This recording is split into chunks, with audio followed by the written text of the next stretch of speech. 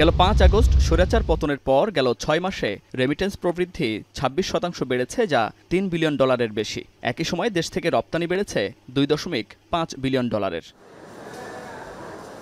যদিও পরিবর্তিত প্রেক্ষাপট আর রাজনৈতিক নানা হিসাব নিকাশে বৈদেশিক বিনিয়োগ নিয়ে রয়েছে চিন্তা।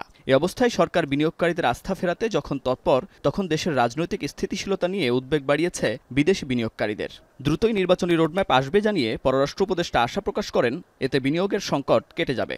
রাজনৈতিক একটা অনিশ্চয়তা যখন দেখেন কেউ, তখন সেখানে কিন্তু ইনভেস্ট করতে আসতে চান না সহজে কেউ। কাজে এটা আমাদের জন্য একটা কঠিন কাজ সামনে, এবং আমরা আশা করছি যে খুব তাড়াতাড়ি একটি রোডম্যাপ এসে যাবে, তখন সহজে আস্থা ফিরে আসবে আমাদের যে বিদেশি বিনিয়োগকারীরা আছেন, ইনক্লুডিং এনআরবিরাও। যাদের ব্যক্তিগত টাকা ইনভেস্ট করবেন তারা এনআরবি হলেও কিন্তু তারা ঝট করে এখানে আসবেন না নিশ্চয়তা না দেখলে। শনিবার সকালে রাজধানীর একটি হোটেলে সেন্টার ফর এনআরবি আয়োজিত ব্র্যান্ডিং বাংলাদেশ ওয়ার্ল্ড কনফারেন্স সিরিজের উদ্বোধনী অনুষ্ঠানে বক্তব্য রাখেন পররাষ্ট্র উপদেষ্টা। এ সময় সম্প্রতি এয়ারপোর্টে প্রবাসীকে হয়রানির বিষয়ে দুঃখ প্রকাশ করে পররাষ্ট্র উপদেষ্টা বলেন, এ ঘটনার সাথে জড়িতদের দ্রুত শাস্তির আওতায় আনা হবে। যে ঘটনাটার কথা সম্প্রতি ঘটেছে, এটা অবিলম্বে এটার ব্যবস্থা নেওয়া হয়েছে, এবং আমি নিশ্চিত যে কালপ্রিট যে সে শাস্তি পাবে, কারণ এ ব্যাপারে আমি এটুকু আপনাদেরকে বলতে পারি যে আমার কলিগ যারা আছেন কাউন্সিল অফ অ্যাডভাইজার্সে, প্রত্যেকে এই ব্যাপারে অত্যন্ত সচেতন, এবং তারা চান যে এই জিনিসটা যেন যথেষ্ট ইমপ্রুভ করা যায়। আমাদের কিন্তু ছোটখাটো একটা অপরাধ ঘটলে সেটা খুব বেশি করে উপস্থাপন করা হচ্ছে, অথচ একই কাজ যদি একজন ভারতীয় করেন সেটা কিন্তু অতটা উপস্থাপিত হচ্ছে না। যদি আমরা ব্র্যান্ডিং করতে চাই, স্থানীয় রাজনীতিতে জড়িত হতে হবে, এটা হচ্ছে আমাদের রাস্তা।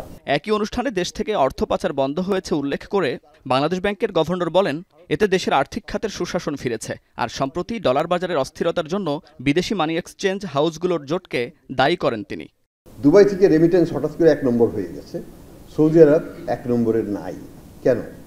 কারণ সৌদি আরবের টাকাগুলো সব এগ্রিগেশনের মাধ্যমে দুবাইতে চলে আসছে, এবং দুবাই থেকে এটা বাংলাদেশে আসছে। এটা কিন্তু ভালো লক্ষণ না। ভালো লক্ষণ না এই জন্য যে কিছু প্রভাবশালী বড় কোম্পানি তারা এই অর্থটাকে এগ্রিগেট করে একটা বার্গেনিং প্রসেসে আমাদের এক্সচেঞ্জ রেটকে তারা ম্যানিপুলেট করার চেষ্টা করে। এখনো 4 মাস চলার মতো রিজার্ভ আছে উল্লেখ করে আতঙ্কিত না হওয়ার আহ্বান জানান বাংলাদেশ ব্যাংকের গভর্নর। ভালো লক্ষণ না, ভালো লক্ষণ না। মুন্নাফ রশিদ, এখন, ঢাকা। প্রভাবশালী বড় কালার এক্সপার্ট, জর্জ স্যাপ এবং মাইল্ড অন হ্যান্ডস টেকনোলজি সমৃদ্ধ অরিক্স ক্রিস্টাল ওয়াশ আপনার লন্ড্রি এক্সপার্ট।